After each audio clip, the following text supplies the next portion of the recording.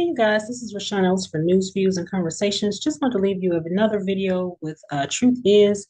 He's talking about sexual magic. I know everybody's paying attention to the Diddy Cassie case and supposed to be a RICO, but everybody can truly see that's not where this is going. But I wanted to leave you with this video because it's talking about sexual magic, like a lot of the reasons why they're having all the smex that they're having, where they're bringing in other people, different things that they're doing with the bodily fluids and this, that, and the third.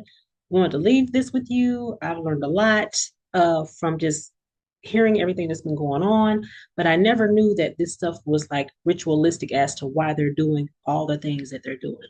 So I just wanted to pop in real quick and leave you with this video. I will see you in the next one. Don't forget to like, comment, and subscribe to the channel. And I will see you in the next one. Have a good one. It was back in 2023 that the world first heard the term Diddy freak-offs from a lawsuit that Cassie filed. Cassie accused Diddy of forcing her to participate in these freak-off parties where she was forced to hook up with male escorts while Diddy watched it all go down. At first, the world refused to believe it, calling Cassie a liar who just wanted money from Diddy. But people started looking at her differently when the very next day, Diddy settled with Cassie for millions of dollars. This seemed to prove that she wasn't lying about these wild freak-off parties, especially after months later, security footage of one of the hotels where the freak-offs were held that leaked, showing Cassie trying to escape a Diddy freak-off session and being stopped by Diddy. This is when it became clear to the world that who they thought Diddy was isn't who he really is behind the scenes. Even with this information out there, no one knew exactly what these freak-off parties were. They could only imagine what it could be. Now, since the trial has commenced, we finally have been told exactly what went on at these freak-offs. If you saw my previous videos covering this, you would know that I have been exposing the truth about the freak-off since the beginning. Go back to my Diddy videos from when all of this started. I told you guys exactly what these freak-offs were. They weren't parties. They were sex magic rituals. Now, Cassie basically has confirmed this during the trial, as she has gone into detail about what exactly Diddy was doing during those rituals. Hey guys, I hope all is well. Welcome back to The Truth Is, where I drop new videos exposing the truth weekly. In today's episode, we will be talking about the Diddy trial and Cassie revealing the truth about the freak-offs. Let's get right into it. Right now, we're at the start of the trial of the decade. The biggest figure in hip-hop is being judged by the courts for his horrific behavior within the music industry. Since 2023, people have started to see Diddy differently, but after the details revealed during the trial, the world will see him for what he really is. A sick individual who's into some dark things. Recently, the trial has commenced, and the first witness called to the stand is no other than Cassie. Cassie is one of the most important witnesses in this trial, as she was the woman who started this all. If it wasn't for suing Diddy back in 2023, the world will still be worshipping that fallen man. While on the trial, Cassie has been painting a picture of what exactly she went through with Diddy, giving us a vivid description of the disturbing freak-offs. According to Cassie, she met Diddy when she was fairly young at the age of 19 and began dating him not long after. She was an inspiring artist, and Diddy took a liking to her, signing her to his Bad Boy record label for a 10-album deal. The more time they spent together working on music, the closer they became, until she fell in love with him. By the time she was 22, Diddy asked her if she would be willing to participate in his freak-offs. Cassie claimed she was initially caught off guard and shocked, but agreed to do them because she loved Diddy and wanted to keep him happy. Cassie then explained how these freak-offs would play out. They would invite male escorts or dancers to hotels they would book all over the country. They would order multiple men sometimes to show up. When the male escorts would show up, he would be greeted by Diddy and Cassie wearing a disguise. Cassie would wear a mask while Diddy would cover his face with a bandana. Then Diddy would sit in a corner while Cassie and the male worker engaged in intimate acts and watch while playing with his little Diddy, directing the entire session like if he were an adult film director. He would instruct them to continue until the escort would completely finish in or on Cassie. Cassie and Diddy would then immediately run into another room, leaving the escorts alone for a moment. Cassie claimed that when they were in the other room after finishing with the escort, Diddy would do the most disturbing thing about all of this. This is worse than anything else that has been reported, and that says a lot. According to Cassie, Diddy would instruct her to remove the male fluid from inside of her and then rub it on Diddy's chest area. Again, Cassie claims Diddy would want the escort's fluid rubbed on his chest after Cassie finished hooking up with him. This was seriously disturbing, but groundbreaking information that confirms everything I've been exposing about Diddy for years now. Now you may be wondering, why the heck would Diddy want another man's fluid rubbed on his chest? Is it because he's gay and that's just some weird kink he's into? No, not at all. This is darker and deeper than the mainstream is trying to make it appear.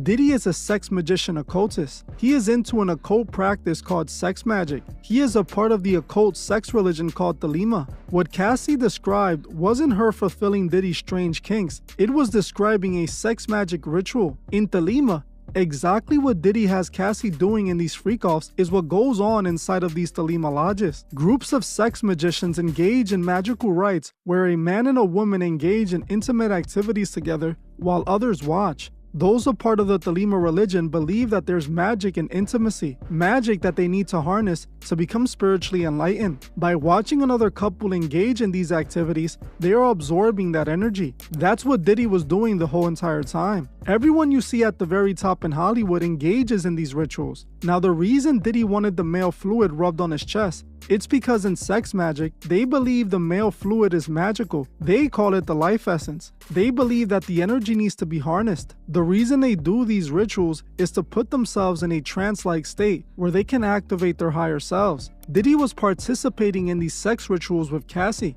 Now, Diddy has been telling the world he's a part of the Thelema religion for a while now. Every time you see him taking pictures doing this hand gesture, that is a Thelema hand gesture done during sex magic rituals. On top of this, in the religion Thelema, they claim that love is the law, love under will, which is basically the credo of the organization. Now, you should remember that Diddy changed his name to Love. This is a direct reference to Thelema. Diddy is referring to love is the law, love under will. It's why he released an entire album called the Love Album. All of it was Diddy secretly showing the world that he was an occultist into sex magic. These parties weren't just about fulfilling Diddy's disturbing desires. They were rituals done with a specific purpose. According to Cassie, Diddy was having her do this multiple times a week for several years. Cassie claims she wasn't able to quit because Diddy would film these rituals and then use them against her, claiming that he would release them if she stopped. The reason occultists participate in these sex rituals is because they believe it'll help them enter a higher spiritual realm that puts them in contact with higher spiritual entities. They believe these rituals allow them to communicate with these entities who grant them forbidden knowledge. These occultists will then use this forbidden knowledge to achieve whatever they want. Many inventors, artists, and actors all do these same sex rituals in order to contact these deities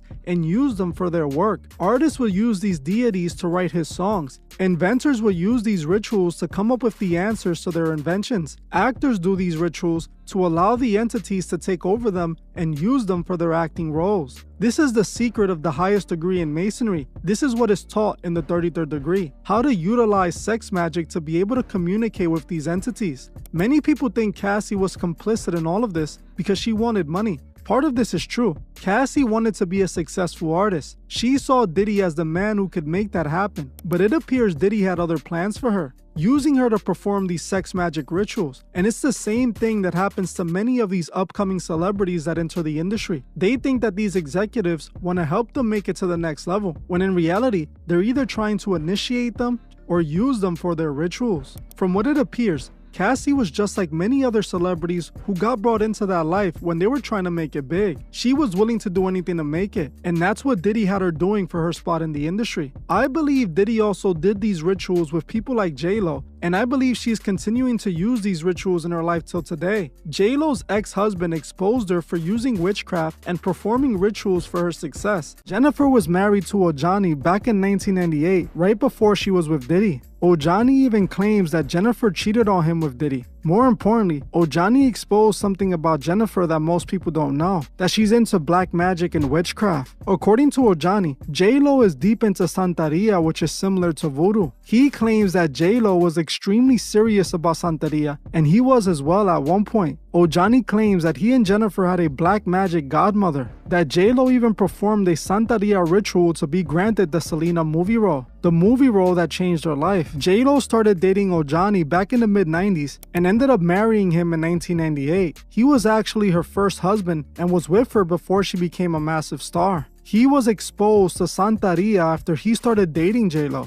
He claimed that after they broke up, because J-Lo was cheating on him with Diddy. He and J-Lo went to see their Santeria spiritual leader, who he called the Godmother. This is where he claims that J-Lo participated in sacrifices to the gods in order to cleanse herself of Diddy. According to Ojani, he saw J-Lo do a blood rebirth ritual where she bathed in chicken blood until she was covered in it from head to toe. He then claims that she was washed off with holy water and patted with herbs. This is what I believe he was referring to. All of these big celebrities are into this. Thelema is the secret religion of Hollywood. Thelema at its core is just Gnosticism, alchemy, and Luciferianism, ancient occult practices that these occultists use to become God. Understand that Diddy isn't the only one doing this. Kanye is also into these same practices. Kanye is also into sex magic, and that's why we see him doing the things he does today. Kanye and Diddy were close, and it's because they both participated in these disturbing rituals, and so did Jay-Z. Aleister Crowley is seen as a god in Hollywood. He's the one that taught Hollywood about sex magic.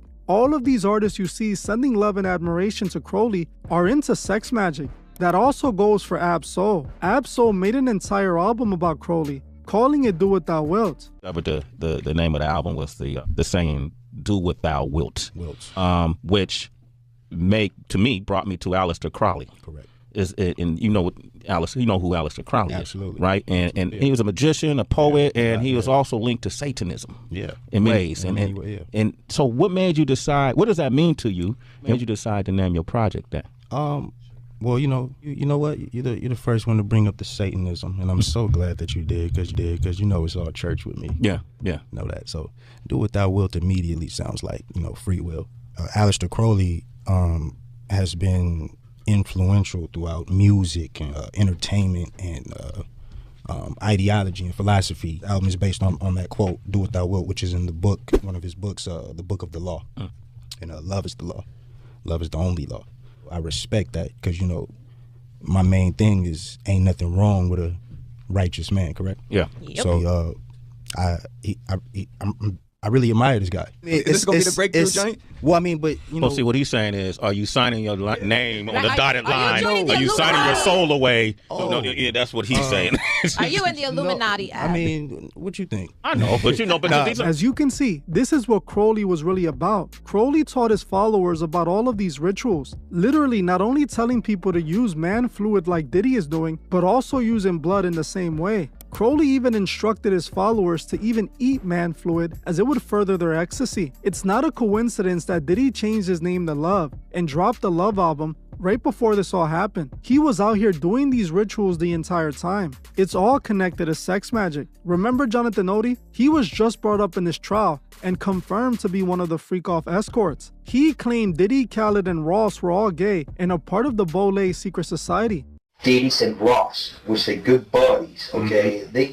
They're gay. Who? Both. Diddy and Ross. And Khaled. They're all gay. Go ahead. Yeah, he's part of what's called the Boulé.